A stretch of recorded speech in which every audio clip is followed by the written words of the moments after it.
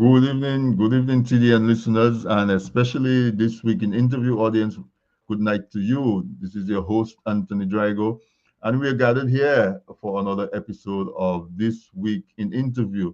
Every Wednesday, I have the privilege to spend that time with you, and I also enjoy having conversations with very interesting and accomplished folks.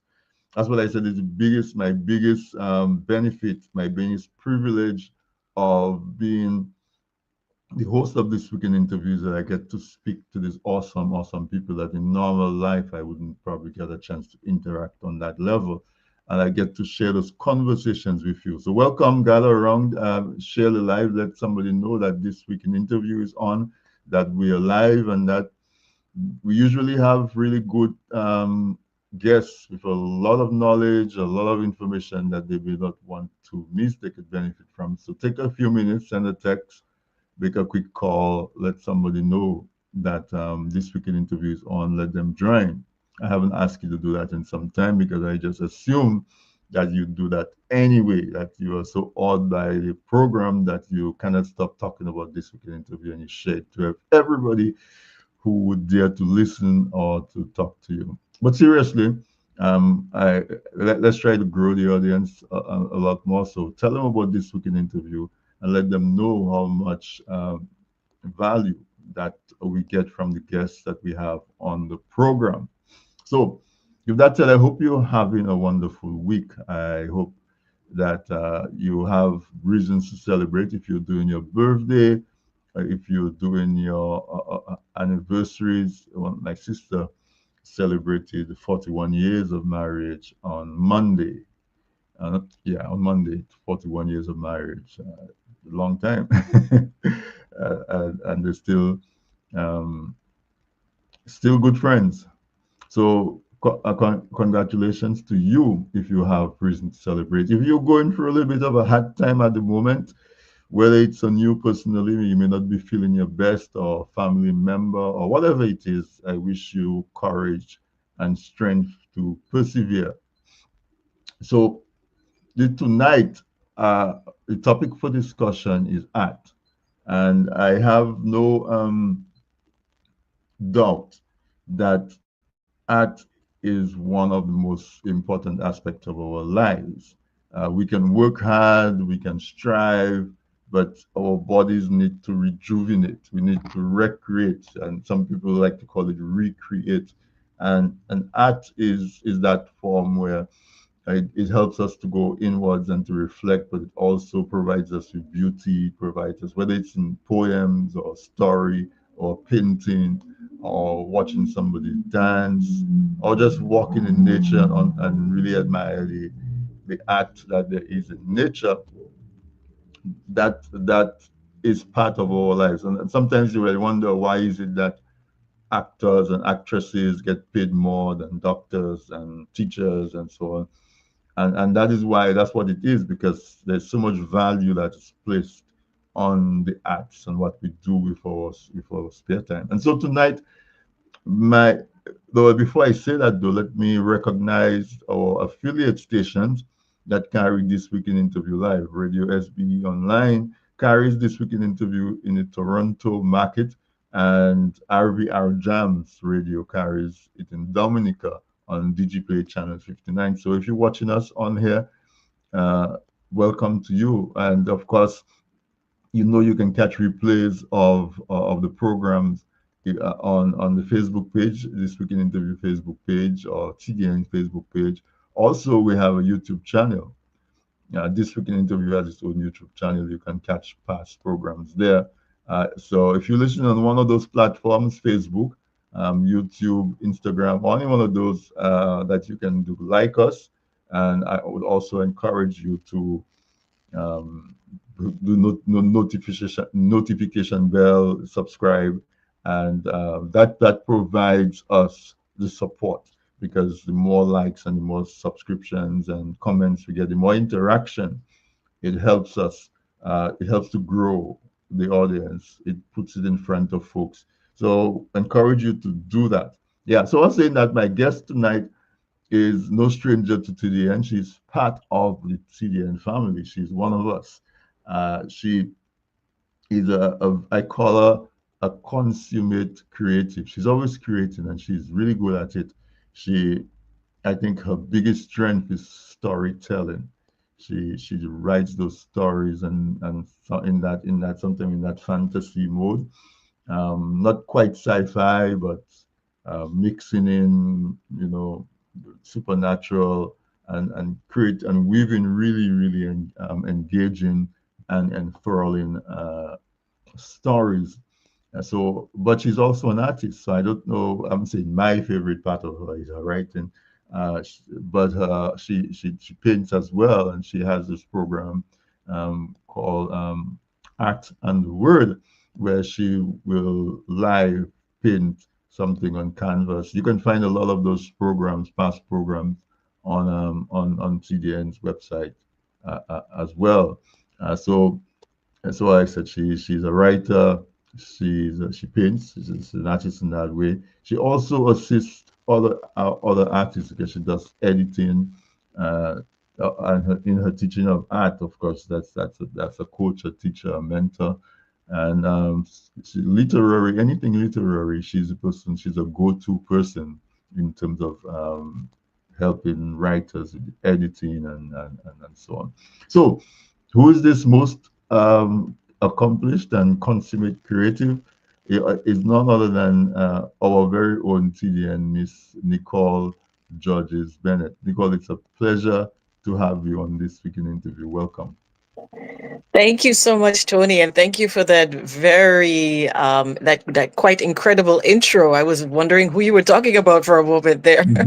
Hi, friends. Hello to everyone. Thank you. I'm very excited to be back on this week in interview. Yes, it's a pleasure to have you. For those of Dominicans, I was accusing Nicole of casting ban with me. Um, and those of you who are not Never, Dominicans, me jamais, and jamais, Nicole are good jamais. friend, right? But I know you juggle many things in addition to your family and your work, and so it's always a pleasure to talk to you. But even if we don't talk often, I still have the pleasure of enjoying your work online because a Oh, lot of thank your you. work is online. So let's start off the interview by introducing yourself as an artist. And I mentioned your writing and your painting, but I don't know if you Mhm. sing, if you dance, if you I juggle. know. No, there So are limits to my powers. yeah. But thank you so much again for that wonderful intro. I began my creative life as a journalist working in Dominica. I worked in broadcast journalism, so I was on several of the major national radio stations. I also did a little bit of work on local television. And from there, came to Canada to pursue my studies. So I hold a Bachelor of Arts in Journalism, in broadcast journalism, and branched into print journalism. So I worked in newspaper as well as producing magazines for various corporations. So, and my journey has evolved so that now I am in that creative space where I write, I do a little bit of art, and mostly I think I encourage other people to pursue their passions. So I would not so much refer to myself as an artist as more of a an art encourager. So Mm, mm. I feel that my strength lies in helping people to discover what their passions are and pursuing those passions and developing their talents. So I guess I need you because I always say I have a book inside of me, but it's been a long Yeah. pregnancy. It's been a That's, long pregnancy, well past 50 years, oh well, then it's definitely time to birth to to to birth, birth right? Um, that book. my good friend Catherine Dossett, Yes, of High on yes. Montserrat fame, she laments that I am so shy to step up to the line and do my Hmm. writing. Yeah, I've always felt that Even if I were in academics, I was always pushed towards science. I always had that bent towards literary as well. Hmm. So maybe who knows? Maybe when I retire and I occupy myself, I don't know. But but again, that's why if you looked at the description that I did for this program, I included mentorship and coaching, Hmm. which is what you highlighted in terms of you encouraging folks to discover that part of themselves, because every am I correct to say everybody has some creativity? I definitely think so. I think that we are all created. And, that's from my stance as a Christian. And I believe that there's that creative spark that's in each of us. And it is up to us to figure out what our talents are and then to develop them and grow them for the greater good. So I believe that everybody can do something. And it's just a matter of figuring out what are your passions? What are you naturally gifted at? What are you naturally good at? And what is it that you do that gives you joy and is in turn gives joy to others? So again, as you mentioned, there's a range of things that people can be creative in, and I'm just discovering some of those things. So people typically think of art as being painting or sculpting. But there are people who are gifted in sewing and fashion. There are people who are gifted Right? in crochet. There are people who are gifted in crafting. People who have a way of approaching a problem in a unique and creative way, right? So there's all these areas where you can bring your unique creativity to and have an impact not just on your life but on the lives of others as well. And I just wanted to say a quick hi to Catherine, and I want to wish her a speedy recovery. She hasn't been feeling too well. So Catherine, just want to say thank you for all of the encouragement that you've given to me. Catherine was a published author before I was, and it's by looking at people like her that I was encouraged to pursue my own literary journey. So she's very gifted, and we just want to wish her all the best. Oh, yeah, I didn't know she wasn't. So, Catherine, I know. Get well soon. Come back roaring stronger. And yeah, we wish you the best. She's been talking to me about well, I talked to her about what I wanted to do, and she's been really being my, Encouraging. I say, midwife, trying to help me to Well, do that. maybe But you need a team. Maybe you need a team of midwives to help bring this mm, baby to birth, right? exactly, exactly. Yeah. So I want to stay on that a little bit as well, because there's so many things that people use to hold themselves back, right? Hmm. And in and exploring that part of creativity, there are two areas. One is that people are creative and don't recognize that that is creativity, that is art, Right. as you alluded to. So it might be a chef. You might have some Yep. like your mom or your sister or your auntie just always trying a recipe and always comes out good. And you're like, oh, how are you coming up with those things? You say, I don't know. I just sit down and that idea come to my head, and that's creativity. That's art. Very much To so. produce those dishes, like you said, sewing, crochet.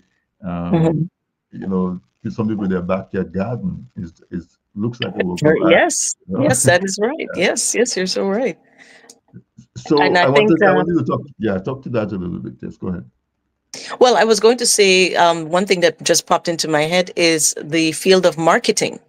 Now, when people think of marketing, they probably think it's of it being more business, financed, focused.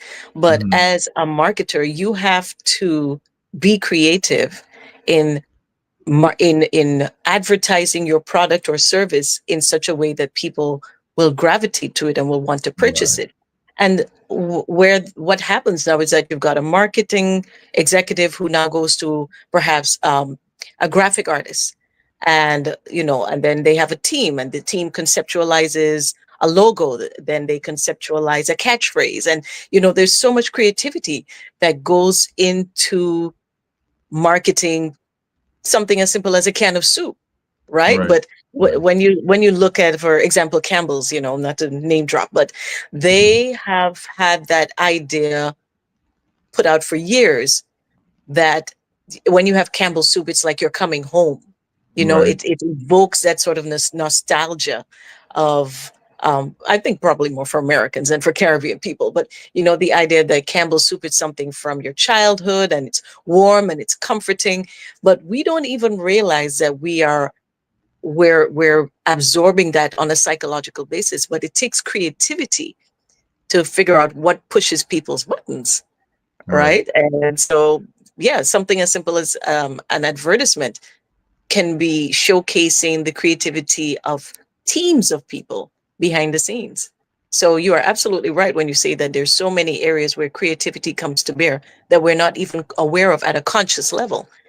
And you know, gardening, I love to bake. That's one of the things that I like to do as well. And you know, I'm not much of a cook, but I do love to bake, and I love to experiment in my baking, you know, experimenting with flavors. And I've had people tell me I'm not an artist, not meaning themselves. You know, they don't like to draw, or they Right. don't like to paint, or they're not good with choosing colors, you know. Mm-hmm. Mm-hmm. And I think what we have to remember is that art covers a large variety of activities. And that's the whole joy of being an artist, is that you get to explore more than one avenue for your creativity. And we have to think about creativity as being pursuing the thing that makes your heart sing, is the way I Right. like to phrase it. Mm-hmm. What is it you do that brings you joy? For some people, it's journaling. For some people, it's being out in the garden, getting their hands in the soil, coaxing life, you know, out of those seeds. Um, you know, a chef, a baker. So there's just so many fields that on the surface do not look as though they lend themselves to being artistic, but you're being artistic and you're being creative within your field and probably not even realizing it. Uh, Right. but but other people now recognize you're good at your job. They may not be able to specify what it is you do that makes you good at their job, good at your job, but it is actually the your approach to things, your approach to your work, the creative things that you do, the unique ways you have of looking at Mm-hmm. things, Mm-hmm. Mm-hmm. right? Is your innate creative spirit. So Right. that was a lot, Uh, but No, no, it's not. No, no, it's exactly what we need to be talking about because I think, especially in nowadays, you have people expressing so much um, Mhm, issues that stress them and keep their mind occupied. Because that's where I was going to go next with you as well. What is the purpose of art? Because I, mhm, I think folks not really understanding the purpose of art, they sacrifice art as soon as things get tough. What I mean by that is, so you might have a school program, and if their yeah, budget gets tight, the first thing they want to do is cut dance or cut music or cut, right. and even at home, if time becomes tight, let's say you have transportation issues, so the first thing that they might skip is if your child is in a music class or the child goes back Mhm, to a choir, well, you cannot go because to mhm, them that is not as important as doing their math homework or their science homework. And so right. let's talk a bit about that. What is the importance of art, especially if you introduce it to children so young and they get into that, it serves them for a lifetime because Mhm. it's a tool basically that they have. So the purpose of art in our lives. I believe that just to kind of go back to something that you mentioned earlier, you talk about the fact that when there are financial cuts to be made, art, music, the creative arts tend to be the first thing that gets on the chopping block. And I think it boils down to a fascination or an obsession within our capitalist societies, because that's what I could speak to, with the importance of money and earning an income. Right. Obviously, those things are very important. Money makes the world go round.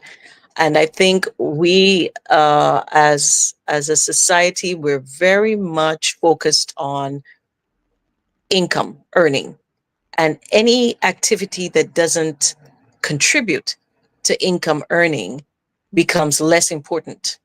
Right. And so you will find that parents of artistic children will tell them, that's a hobby.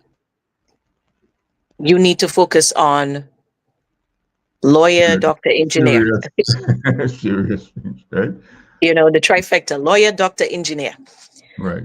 Um, so being an artist does not hold as much value to, I would say, the average parent, especially average Caribbean parent, from my experience, because the opportunity to earn is not as obvious, or it doesn't seem to be as tangible.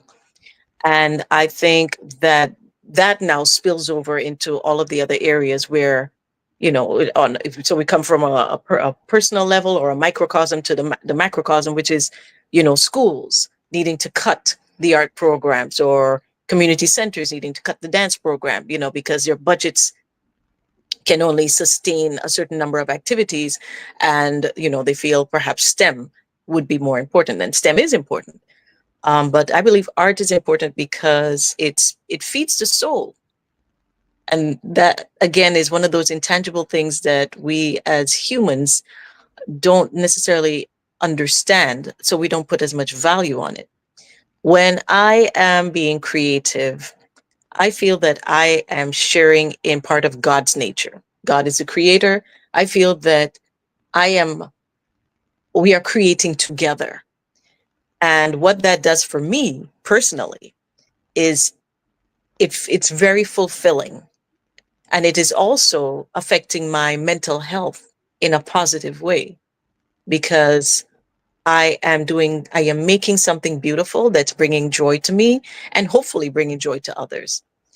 Right. And I think that we miss out on some of the intangible benefits of being creative and being artistic, because we are so focused on the bottom line, which is, on earning. Right. And fortunately, what we have seen is that art can also bring you an income. Whether it is, just to mention graphic design, for example, stage design. There are many avenues now that artistic people can use to pursue art as a career. Right. I think is it's still a difficult field to pursue. It still is very much, a niche market. I think it's still difficult because of the value that society does not place on art. So it is Right. still hard to make an income from it, but it is possible, and we are seeing that it is possible. And I think that that's great progression for artists. It is, and like a part of the difficulty is parents don't want to. They say it's the same issue that we was talking about. Why do you want to become an artist Mhm, when budget gets tight? You're the first person that they're going to let go because they don't think you are as important. Which is a huge mistake, because there's no profession in the world that doesn't benefit from creativity. mhm. uh, Yeah, a builder goes, a carpenter, a mason goes to do some work, and he starts to demo, and he encounters something that is unexpected and challenging. He has to use his creativity to come up with a solution to deal with that. yep, And if he has not had education in the arts, he does his that side of his brain is not as developed, and therefore he either has to hire somebody to come do it for him, or it takes him a longer time to do. And that the same thing can be done in accounting, in engineering, in any profession, in medicine. Uh, you know, we read about all of these great creations that doctors come up with because they had to do a procedure, and the tools and equipment that they had to do it wasn't quite adequate. And so they imagine a tool that would do it better, and they draw it, or you have somebody draw it, Mm-hmm. Mm-hmm. and then it becomes common Invented. practice. So it's a shame, and conversations like we're having now are important for that reason, to really highlight that even if we may not see that Shakespeare class or that dance class as having benefit as much as a math class, that probably carries much more importance in your child's future than Mm-hmm. learning algebra or learning arithmetic, because that fuels that part of the brain. The as you were talking, Nicola, there's a saying that I usually like to repeat to myself, is that it says, not everything that matters, not everything that matters, not everything that counts matters, and not everything that matters can be counted. Mm. So so you might not be able to count the dollars for the activity, but Yes. not because you cannot count the dollars, mean that it doesn't matter. And then there are some things that you can count the dollars for, but they shouldn't matter, you know, Mm-hmm. or they Mm-hmm. matter less. So yeah, not everything that counts matters, and not everything that matters counts can be counted. Yeah. So Very let's clever. let's let's pivot back to you. I used to read your stories. You had a whole series that you were doing, that had Thank you very some much. the supernatural. You can maybe talk about it better than me, but um, there were folks who had supernatural powers, and there were enemies that were attacking them. But you're such a wonderful storyteller that Thank you. even if I'm trying to explain it, and it's complex. But when I'm in the story, it's so simple and easy to follow. So it doesn't even take a lot of. It's relaxing. It doesn't take an entertaining. It doesn't take a lot of effort. How do you find that creativity in yourself that allows you to produce such wonderful work, especially your writing? I've seen your art as well, but your writing, as I said, I'm particularly impressed with. Well, thank you. Thank you so much for your kind words. Again, I credit all my creativity to the Lord. And that's the short answer. Everything I have, Yeah. every Okay. gift that I have, I believe comes from God. I think that I have always had a fascination with science fiction and fantasy from my earliest days, going to the Roseau Public Library, and I had read through pretty much all of the children's section, because back in those days in the 70s, the library, it was just, the collection was smaller than I'm sure it is now. So I read through all of the children's books probably by the time I was 12. So as a sort of, I guess, a gift, if you want to put it that way, they allowed me to have my adult card at 12. Typically it was Wow. 13, but Mhm. I'd read everything.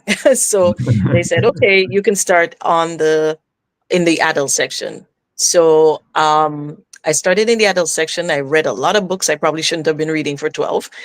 And then I discovered the science fiction shelf, and I mean a shelf. It was literally one shelf of science fiction. And I had never, I think I remember the first book I read was Dune by Frank Herbert, and a lot of sci-fi fans will recognize Yeah, that those title. movies are coming out. There was one that Yeah, came out. so this is a remake of because Dune has been done, I think, like twice. It's such a complex story that it's taken like about three different iterations movie wise to try to deal with it.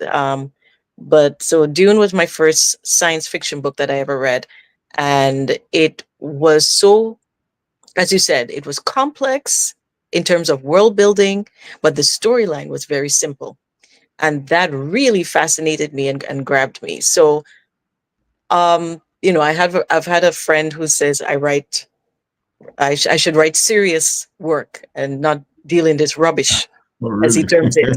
Yes, yeah. And that hurt my feelings, but at the same But my time, it I hurts my understood. feelings because I enjoy those stories so much. But I understand what it is he's trying to say. He's saying he feels that the talent, the writing talent I have, could be put to better use dealing with serious, probably nonfiction topics.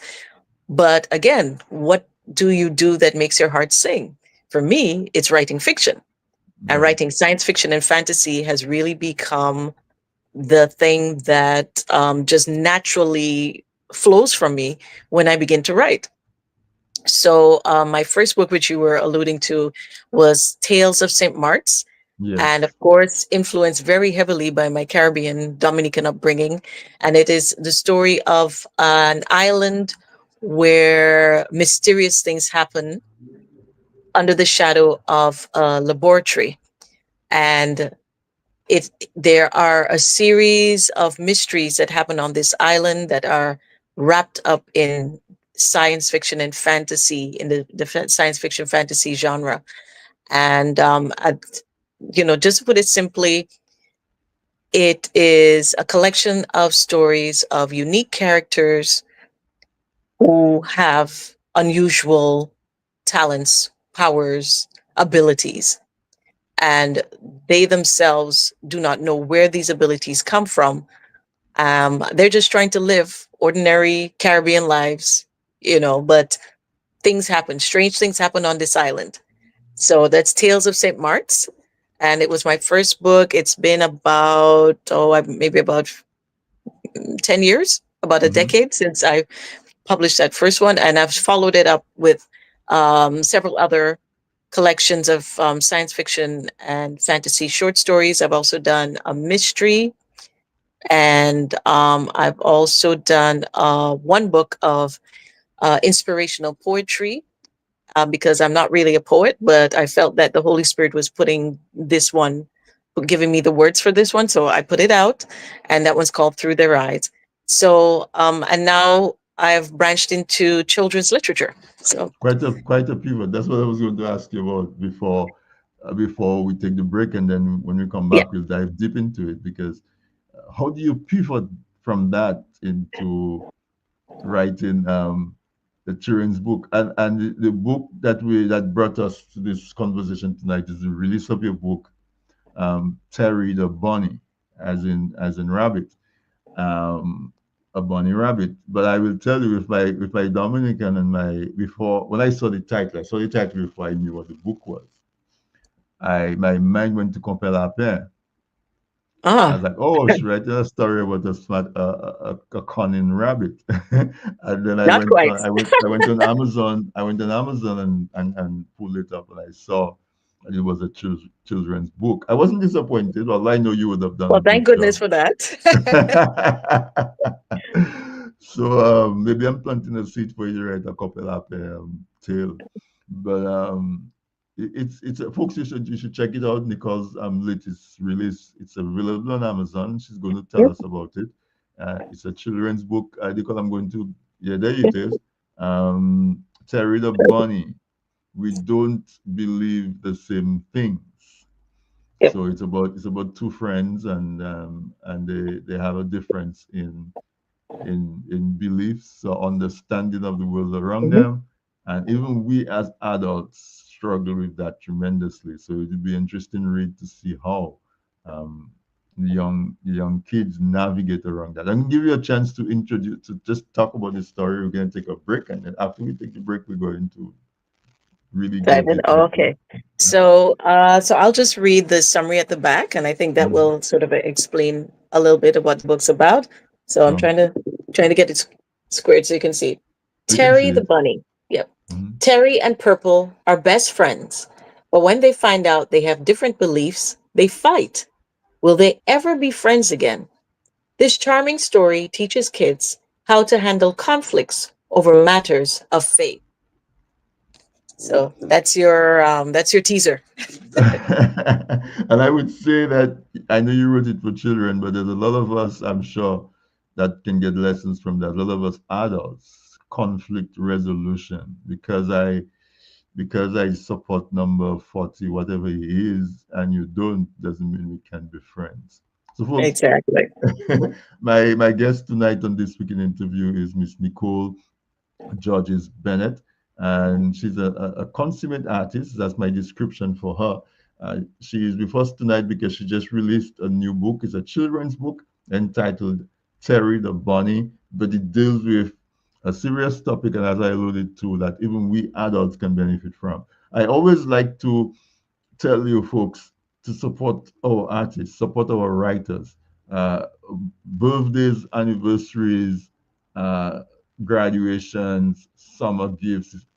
Buy those products as gifts that you can give to your young ones because and you're not doing it for charity's sake. You're doing it to support the artist, but the work itself is of high quality. So it's not even as if, well, okay, I'm buying it because you're buying it because, but you also are buying a quality product that is worth your time and your money. So go look for it. It's available on Amazon. Let's take a quick break to get a word from our sponsors. When we come back, I will continue my conversation with Nicole Georges Bennett, and we're going to go deeper into Terry and his friend who are having some little bit of a tiff about their faith, I guess. So we'll stay there. Don't go anywhere. We'll be right back.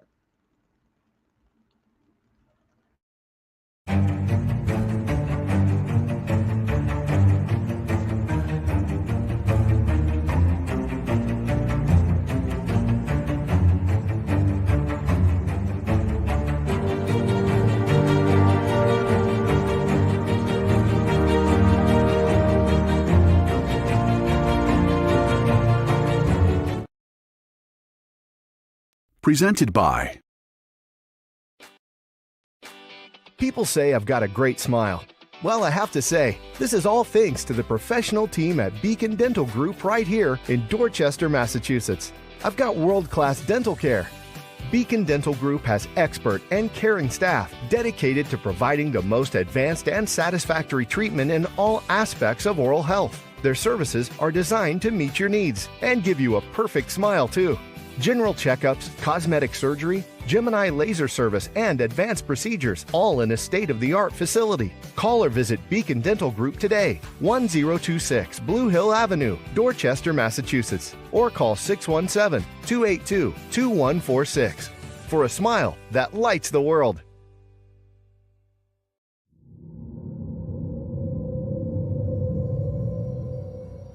A smart house run by a vengeful AI. A mute witness to an act of unspeakable evil. A breadfruit thief is haunted. A young man unwittingly creates a god. Giant crapos terrorize a community. A witch seeks revenge on her neighbors. And much more. The Piton Noir Writing Collective is thrilled to announce the release of the third book in their acclaimed anthology series, The Flying Crapo. Flying Crapo, Heroes and Monsters. Now available for purchase on Amazon.com. Get your copy today and embark on a journey filled with heroes, monsters, and the magic of the Caribbean. Get ready for an electrifying thriller. A fearless New York attorney takes on corrupt corporate giants fighting for the powerless.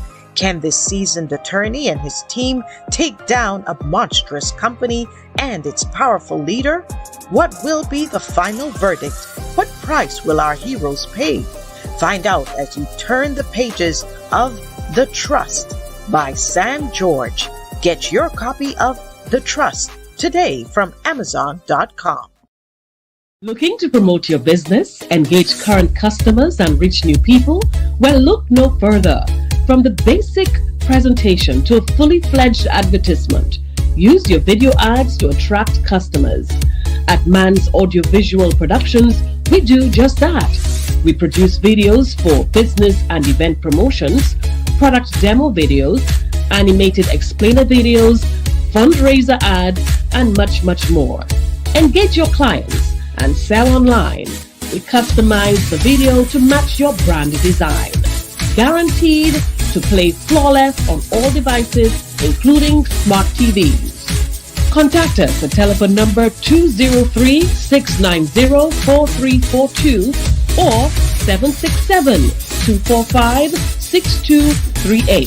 Visit our website, mansaudiovisual.com, or email us at derekvideo@gmail.com.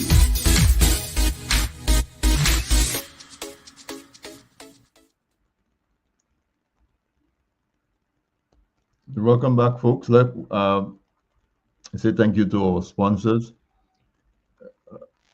Week after week, you help us to keep this program on and keep it live. And I hope, folks, I hope you patronize those businesses.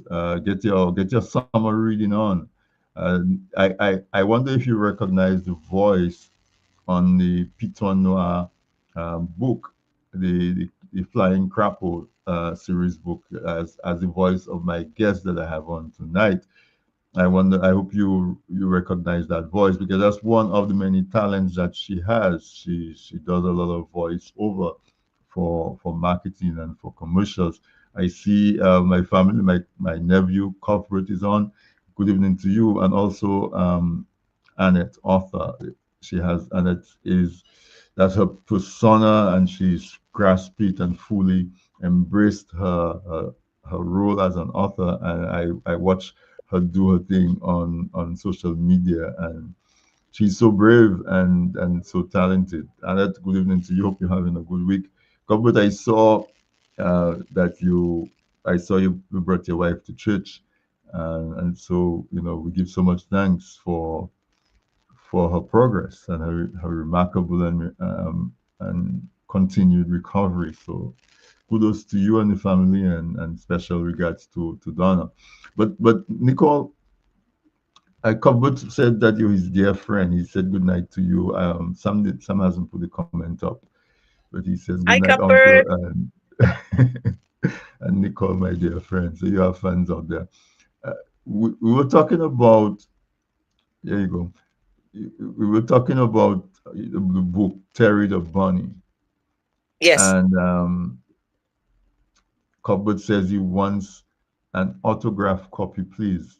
You know he has a grandson, right? That's right. Yes, absolutely. Absolutely. I'll hook him up, man. I'll hook him up. Yeah, yeah, and it says nice. Yeah. Thank you, Annette. So the story.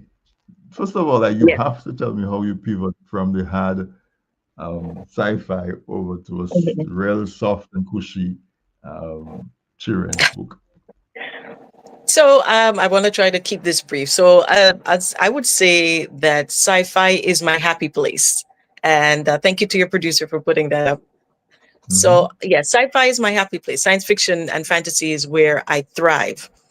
As a matter of fact, for a long time, I used to have as my email DA Sci-Fi Queen. That was my my self-proclaimed title. I crowned myself the queen of Dominican sci-fi.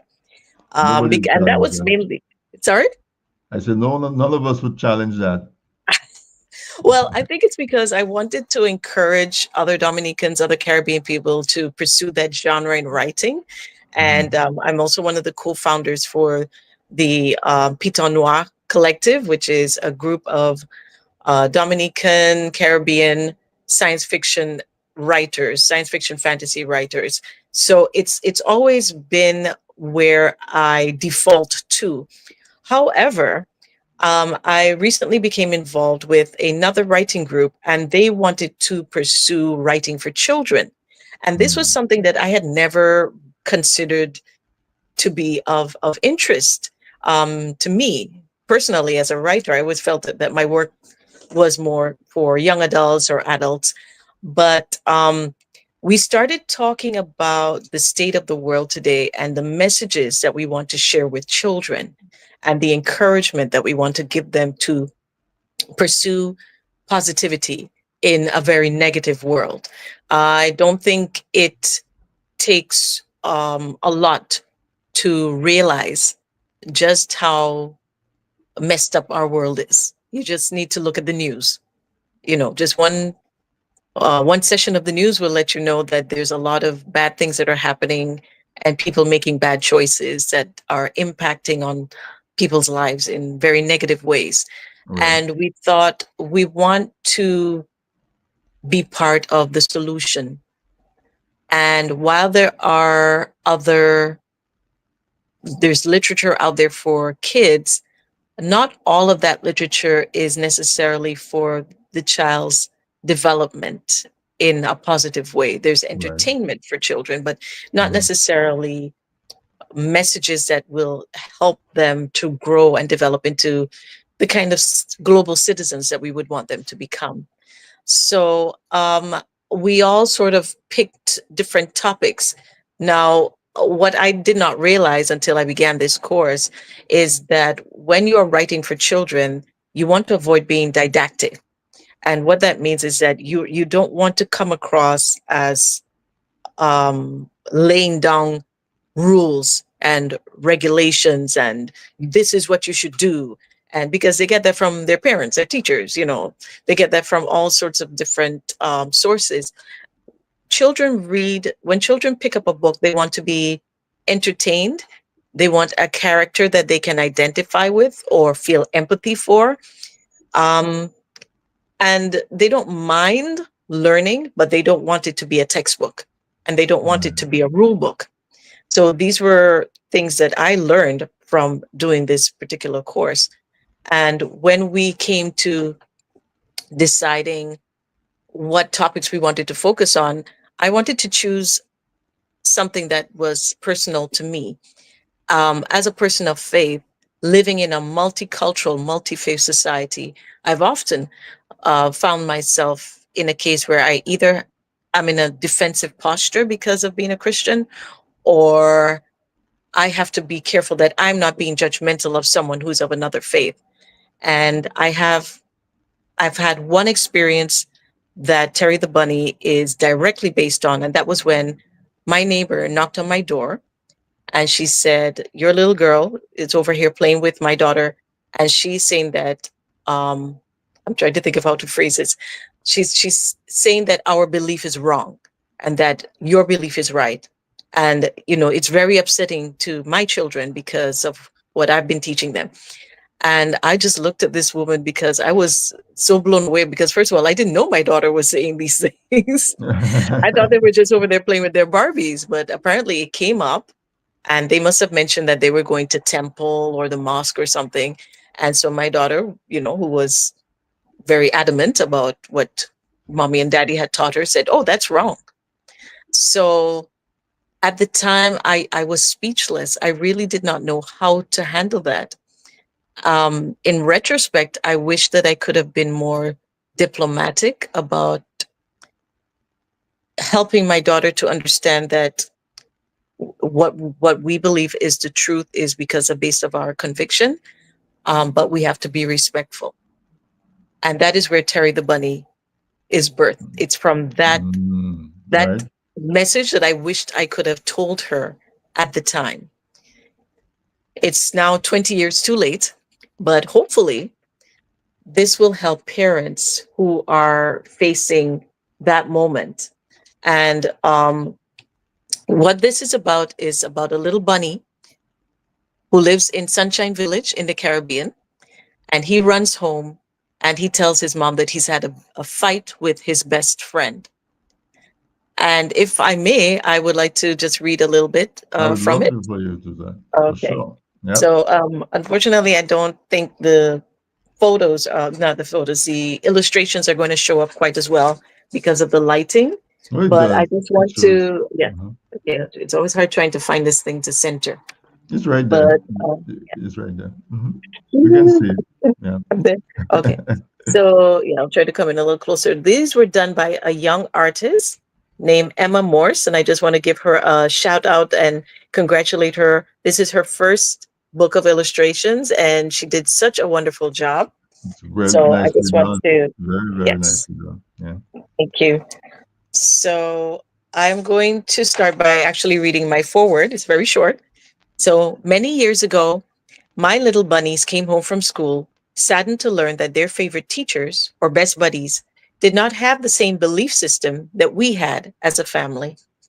In a multicultural, multi faith society, it is no easy feat to help your children be strong in their faith while being respectful of others.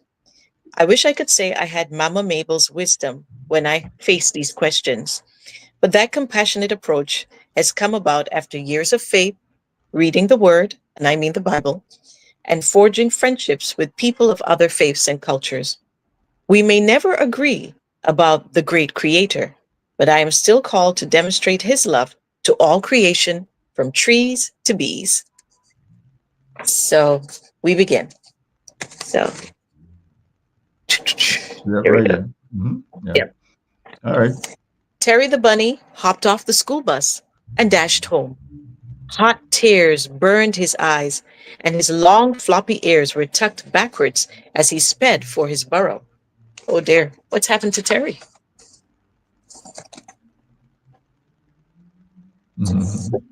His mother, Mama Mabel, took one look at his little bunny face and she scooped him up in her arms. My little sweet pea, what's wrong? She asked as she patted his back. But Terry could only cry and gulp.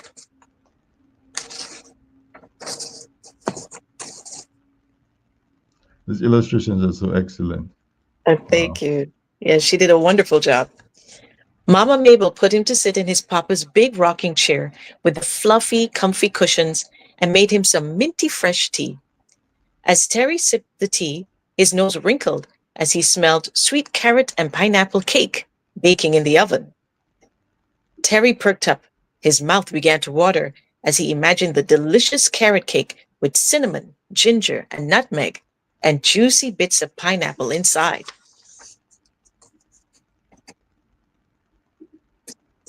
He closed his eyes and took a deep bunny breath. His heart was calm and happy at that moment. And now, my sweet pea, Terry, Mama Mabel said, why were you so upset? Terry's bunny lips trembled, but he took a deep breath. Purple, the sea turtle, isn't my best friend anymore. His voice shook.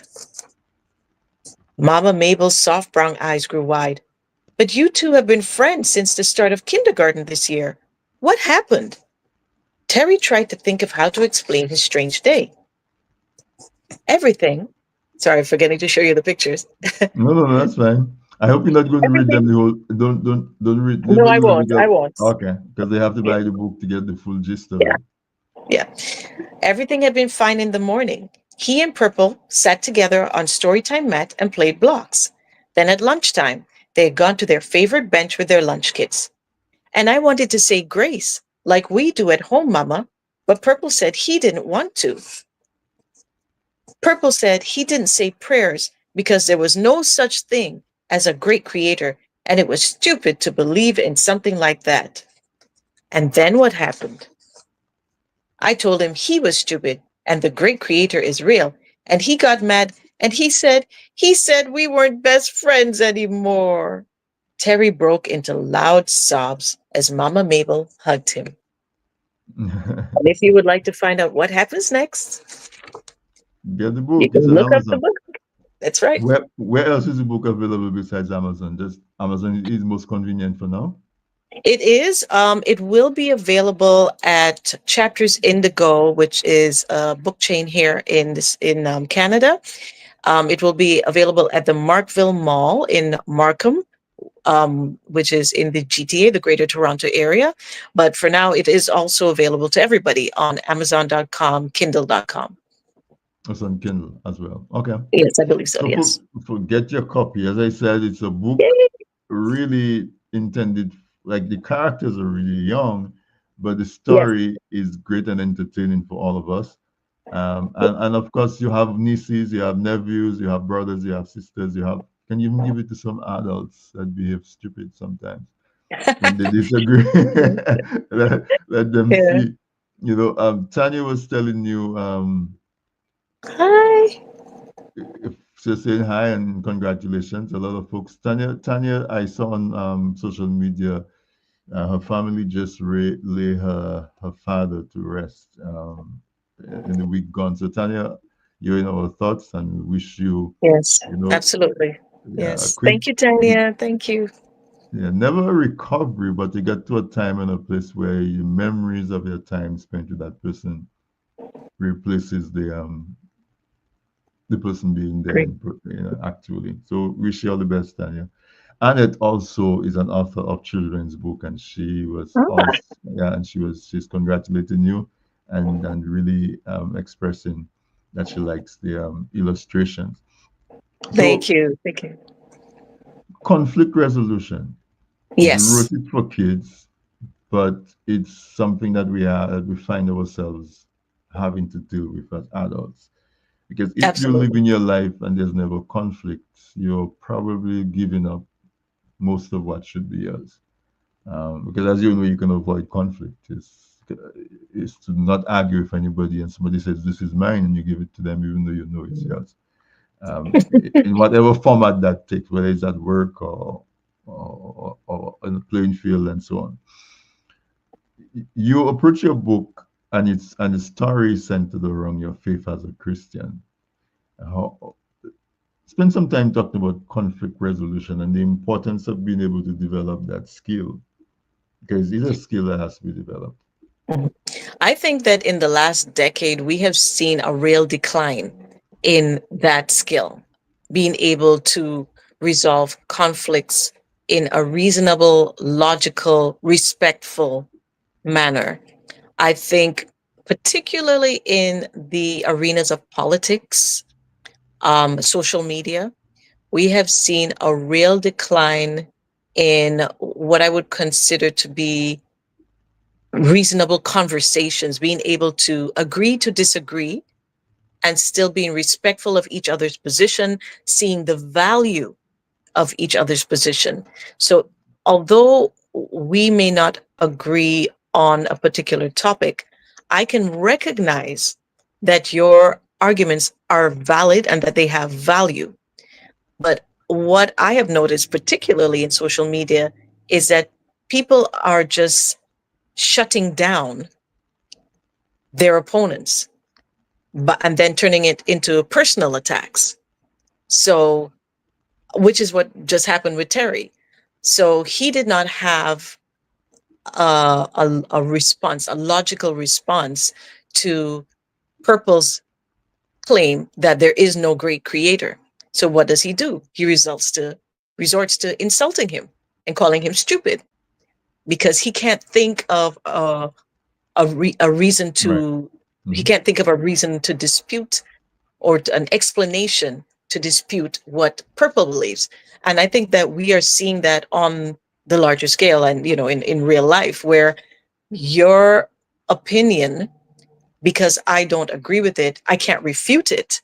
But I want to be wrong and strong, or I feel that my position is the only position and it's the right Right. position. But because I Hmm. cannot dispute with you at your level, perhaps you've actually got facts and figures and statistics to back up your claims, whereas I have emotion and personal conviction.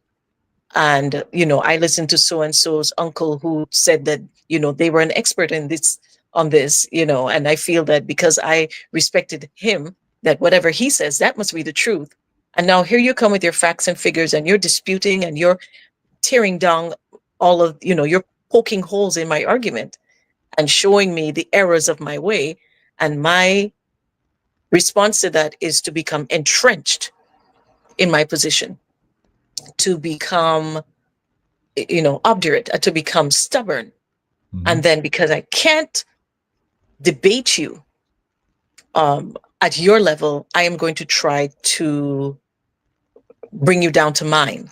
So I'm going to insult you. I'm going to try to dig up in your past, and find, some rumor or some ugly gossip and try to make you shrink, right? So that people don't hear your side. So I'm probably gone like way overboard with that, but No, no, um, no. I think so. I think But you're not that's what even I going as see. far as what we see, a lot of what we see. Exactly. So we no longer have those sort of reasoned discussions where, and then particularly on social media, I think, because people can hide now behind anonymity. So they can be as insulting as they want to be. They can be as, just as dirty as Obnoxious they and want to be, cruel. Yeah. Hmm. and cruel. Yeah, Hmm. absolutely. And we have lost. that art of resolving our conflicts with respect, with compassion. Um, how do we get that back? Hmm. I With don't know. books We like made that. Terry, where you can teach people that from a very young age, that tolerance, I think, is where you Yes. start. Hmm? Yeah. So it may be too Uh, late for our generation, but hopefully for the next one, we can start to bring back those values. Be kind one to another, tender-hearted, forgiving one another. Um, treat others the way you want to be treated. As simple right. as that. As Yeah. simple as that. And what one of the things that we have to learn that's so important to learn is that because somebody has a different opinion from you doesn't mean that that person is wicked or they're coming from a place of malice. Yeah. That other person is just as convinced that you are dead wrong and unreasonable as you Mhm. imagine them to be. Because especially when it comes to religion and politics and those type of things, Mhm. sometimes our beliefs are absolute.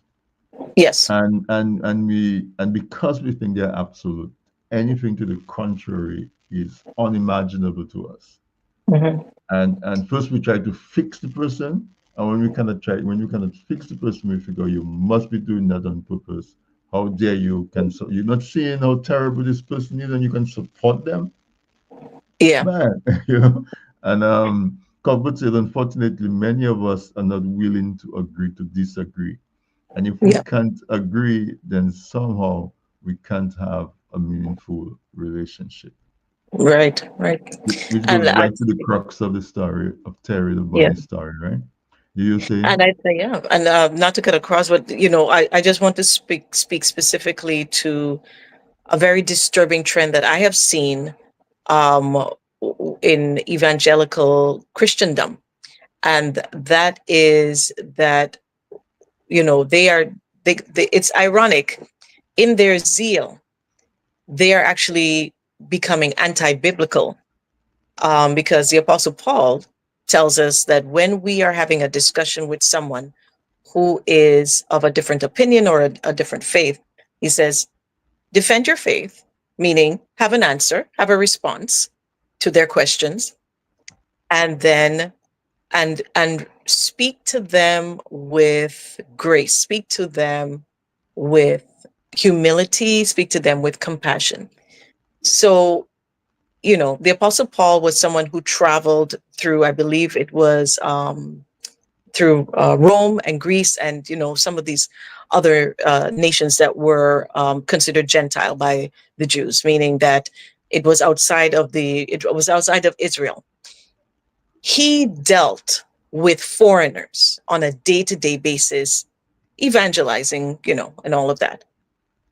And to me, he was sort of the ultimate example of how do you engage in a discourse with someone who has no idea of where you're coming from, has no basis for believing what you believe. And his response to that was to say, be respectful and be gentle. Right. Jump forward 2,000 years later, and here we have people who claim they are Christians, who have a particular political stance, and they are rabid with hate. And I'm ashamed to say that, but it is what we have seen and what we have witnessed. And Yes. again, social media has provided a platform for the worst of behaviors. So, And yeah. but social media has also put it on display for us that we can examine it. You know, Yes. uh, Yep. I see if we stay on the evangelical Christian for a moment. By the way, Muriel Baptist is telling you congratulations and Thank you, job well Muriel. done. Yeah, Thank you. that sometimes we can get, how do you say, hypnotized Mm, by a group because they present to us something that we believe in strongly. What I mean by that is some people are Republicans because they perceive the Republican Party to be against abortion. And because they consider abortion to be so terrible, no matter what else the Republican Party supports is acceptable to them because the Republican Party is anti-abortion. Yeah. Similarly, you have some people who are Democrats, and because the Democrats are pro-life or pro-abortion, Yeah. um, Pro-choice. pro-choice, and they see that they associate it with freedom of a woman to choose, and because that is so important to them, they can overlook everything else that the Democratic Party will do. And then you put those two groups together, and because they both are planted on their side, they don't hear or even try to understand the position on of the other person on the other side. And that is where the book Terry the Bunny comes in, because it says, hey, wait a minute. Yeah. You can be on this side, I can be on this side, but there's so much more else besides those two positions that we can work together on Yeah. and still get along. And And so yeah. it goes with what Cuthbert said, where somehow we come to the belief that because we cannot agree, we cannot have a relationship. And I think what I hope that parents, because the book is really catered towards kids, I would say between 3 to 8, and so it is a book that parents can read with their children, and hopefully when the children are older, they can read for themselves. Right, So it's a book that I hope will grow with your child. right, Um, I am not putting forward the message that that you have to back down from what you believe in order to accommodate somebody else's opinion. I'm saying that you can be strong in your faith and still have a reasonable, respectful discussion with your friends or your colleagues. You can still speak in a manner that is graceful, that is respectful, and still be strong in your faith and respect their decision to believe what they believe or to their stance. right, So yeah, so I just want to make sure that that I'm not putting forward the idea that you have to somehow give up on what you believe in order to accommodate somebody else's right, perspective. I'm just saying that there's a way to do so with graciousness, right. and that's that's the key, to do so with love. My little caption is "Love creation from trees to bees." That I'm probably going to put that on T-shirts or something, but From trees to that's bees, that's right? a that's Yeah. a message. Yeah. And a very, very important message as well. And I like the way that you clarified that, because Thank you. it doesn't mean that you have to make the person believe that what they believe is correct, or there's a way that it's correct. You might be completely convinced that that person is 100% wrong. But if the word that you heard you repeat a number of times is respect. If Mhm. you respect that person's right to have their opinion as much as you respect yours to have your opinion, you will know, one, that you don't capitulate, but two, that you also give that person the space to believe. Why are we so invested Mhm. in convincing someone to change their mind? Mhm. You know, I think it's yeah. Well, I mean, I think we, especially when we think that we are right, you feel a need to convince that person that they need to see the truth. right, And so I think we get perhaps zealous in that, and overzealous perhaps.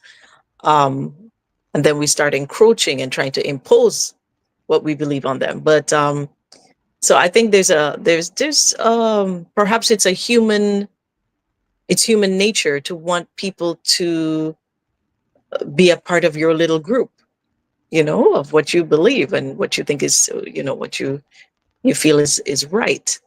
And Right. if they're on the outside, then you want to help them. Yeah. So And if you cannot convince them, then you force them because it's for their own good. They just don't know it yet, right?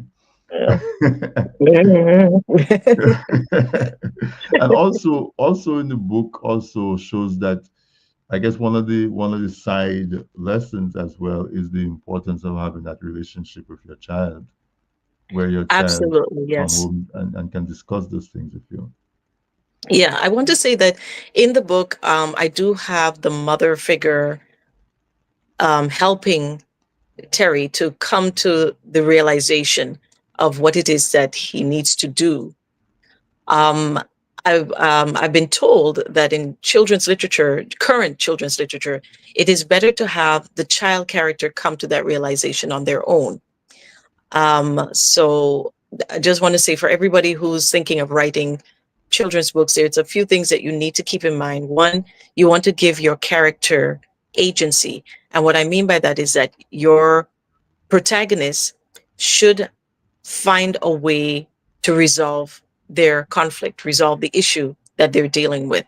Mhm. Now, you can have advice being given from a parent or an adult character, but ideally, you want the main protagonist to come to that realization, to process all the information that they're receiving, all of the advice they're receiving, and to come up with their own solution, which is touched on in Terry. But again, I won't give away the end of the book. But so yeah, but I just wanted to throw that little writing tidbit for for all of our writers in the chat right now.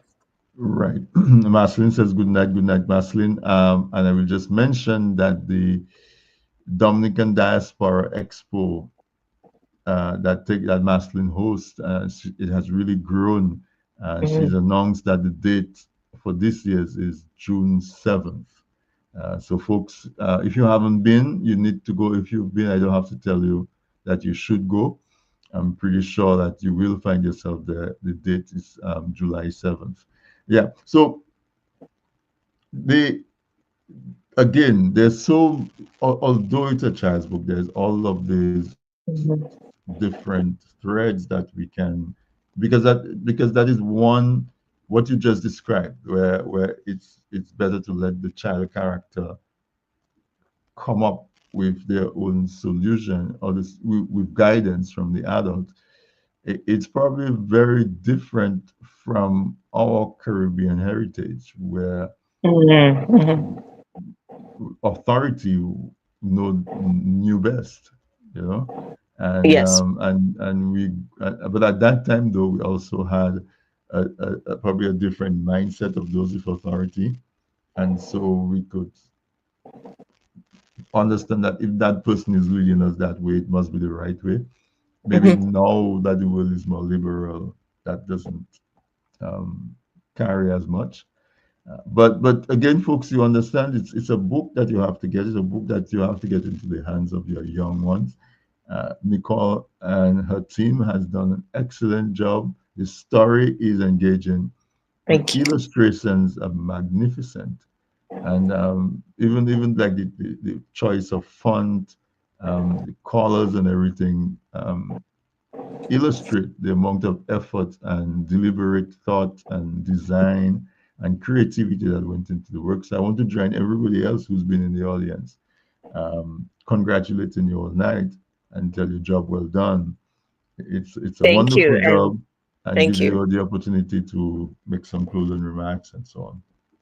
So I do have to credit my graphic designer, Sam George, with the choice of font and the color scheme and the Mm, formatting of the book. wow. He has worked with me for a number of years on several of my other books, and I could not do this without him. So, Sam, thank you very much from the bottom of my heart. Again, thank you to Emma Morse for her beautiful illustrations. Thank you to all of you for tuning in to this weekend interview. I'm so thrilled to say hi to some folks that I haven't had a chance to see in person for a number of years. So it's so great to be able to connect like this. Thank you very much, Tony, for having me on and for allowing me to, you know, You're very, promote my very book. I welcome. appreciate Very that, welcome. Oh my and God. thank you to the Lord for the talent. And yeah, so I just want to say it's been such a pleasure and an honor to be on. Thank you. All right. Rosalind Severin McLean says she had, I guess she had difficulty finding the show. She said she couldn't find it. But Rosalind, you're here, I guess, better late than never. She has her own book. She's an author as well, Oceans of Yeah. Thought. And she's passionate about that. Sam, if you put Muriel's comment back up for us, Muriel had. Muriel is saying, to Anthony's point, we now have an opportunity to design new ways to build emotional intelligence in this Mm, area of managing conflict. While these adults are not a lost cause, an investment in our children is the precise place to start. While I'm at it, I've been an advocate for building more debate classes and programs so our kids learn mhm. how to argue with respect. This has Yeah. been limited to my work in Chicago, but can be done anywhere. I'll let you respond to that comment. I think she's absolutely right. And I think that that is where the value of debate teams, if you remember back in the high Yeah, schools, we would have debate competitions where teams of teens would have to get together. They would argue counterpoint on different topics that they were given, and they had to come up with. They had to think ahead, right? They had to sort of brainstorm what would the other team say about this topic that we need to refute. And you would get up and there's my learned opponent. So it's sort of like, I think, based off of the parliamentary system, that right. way of debating. So I don't know if they do that anymore, but certainly They not do, but I don't in think it's schools as here. common as it used to be with us. And there's several things, like you said, you're forced to call your opponent learned and other accolades, Honorable, yes, yeah. honorable. So that engenders respect. But Yeah, you also had to do rebuttals, so you were forced to listen. And when it was not your turn to speak, you could not interrupt. exactly. It, Yep. it built all of those skills. And also, what was fascinating was that they would pick topics that seem like there's no argument. So, like for Hmm. example, gun violence is whatever is a benefit to gun ownership benefit to society or something where Yes, in normal life we would just consider it to be, yeah, a foregone who will conclusion. oppose that Yeah, exactly. And now you're put in a position where you're forced to find yeah. support for something that you started off thinking was not your position in the first place. Yeah. So Muriel is It's correct. Yeah. Go ahead. Sorry, no, I just had to jump in here because I remember the days when legalization of marijuana used to be Right, that right. topic that was a foregone conclusion. And we were always scandalized whenever the team promoting, or not promoting, what's the word, supporting legalization of marijuana, if they ever won the debate, it was always like so shocking to us. And Yeah.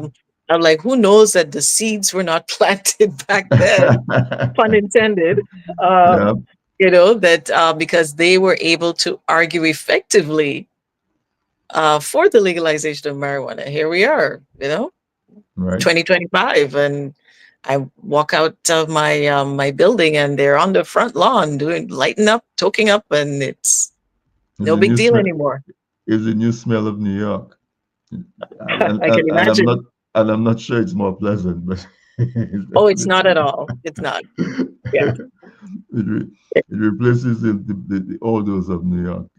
It's now New York now smells of cannabis. Uh, but interesting, we and I'm sure that all of that went into your choice of this is the topic that I would Mhm. use as my first children's book. So again, congratulations on your creativity and your insight, and Thank I, you I so much. wish I wish you all the best with it. It's a Yes. book that's definitely beneficial because it's harder to change an adult's mind, but what you find is if you can teach the child goes home and educates their parents and their uncles Mhm. and their aunties, and because it's coming from somebody that they love so much, sometimes the message gets in. So Out of the mouth of babes. I also should exactly. say that this is the first in a series of books. So so we're already working on the second one, which will be Terry the Bunny. I want Papa home for Christmas. So I think so. Mm. That's just a little preview there, and so yeah. So we will have about God willing 20 books in this series by the Wow. time I'm done. Yes. Wow. So I wish you all the strength and inspiration and creativity. Thank you. In Thank the you very meantime, much. folks, you can put in the chat where you think Papa is, why we need him, why we need him for Christmas, and run out. Go online, get your fingers stuck, order your book, um, So Terry yeah, the Bunny by yeah, Nicole Georges Bennett. yeah. Nicole, you have to get Cuthbert's autographed copy to him. He Yes, said indeed. he wants his autographed copy, and all everybody else who wants an autographed copy, Please just reach just out to me on just reach Facebook. out. You can inbox me. Those of you who have my email address, you can just email me directly. Or you could send to TDN if you don't have it. And Yep. what's your social media? If somebody go to on, they So would they can find you. find me. Yeah. So if they look on Instagram, it's Nicole George's Books. Hmm. On Facebook, you can look up Terry the Bunny and Other Stories by Nicole Georges to find my writing group. And as I said, you can also just find me as Nicole Georges. And you can inbox me to place your order, or you can order directly off of Amazon. Awesome. I wish you all the support that you deserve in all of this that you've done, and Thank you looking very forward to much, the Tony. next time you on this weekend interview. It was great having you. Awesome. Thank you so much. Thank you, everybody, and have a wonderful evening. All right, awesome, Nicole. Take care. Now, folks, you see, that's what I told you as the host of this weekend interview. I get to have conversations with wonderful people that may not in all busy lives, we may not have the opportunity to interact with them in that kind of level, and I do get to share that conversations with you. That's the best part of it. Whether it is like we just did, art, or it's politics. By the way, I'm looking for someone to do a politics show. I haven't done a real political show for a minute, and I'm starting to itch. So I am looking for someone that we can have that type of political discourse. Canada has a new prime minister. I understand Trinidad as well. Um, so let's talk politics. Let's talk politics in Dominica. What do you think? I hadn't been to Dominica in a while, but I went there twice in quick succession recently. So um, I always had my opinion, but they're probably more strong now. But yeah, let's talk. Let's engage me. Give me some suggestions. I know Dr. Dion George has also said that he's ready to come back on. So, but we also want, and you don't have to be a doctor, whoever. Just if you have political views and you don't mind discussing it in public with me, let me know if you know somebody who you think might be a good political guest. And it doesn't matter on which side of the political spectrum the person is. And I'm talking regional, I'm talking Dominican, I'm talking American. Exactly what we're promoting right now, where we can discuss difficult topics without getting upset with each other. They're quite welcome on the show. If there's a labor right who wants to come on, or a member of somebody who doesn't support the current administration in Dominica, or whoever, suggest them. I'll bring them on. We talk to them. It will be cordial. We may not agree, but it will be cordial. That's what this whole entire show was about. And so, folks, I want to wish everybody a wonderful remainder of the week. We're having some brilliant weather now, so get out there, go for your walk. Okay, today was like 73 degrees Fahrenheit in New York, wall to wall sunshine. Wonderful, wonderful day. Not hot, not cold, just perfect. Uh, get out there, walk. It's good for your health. All right. So, folks, and with that, I want to say good night to you and thank you so much. I really appreciate you coming on and participating in the program. Thank you to my guest, Nicole, for making the time to come with us. And thank you for what she shares with us, her talent that she's so willingly shares with us. We appreciate it. Thank you to the team who produces this program and really gets me those wonderful guests. Folks, good night. We will do this again next week, Wednesday, on another episode of This Week in Interview. Good night, everyone.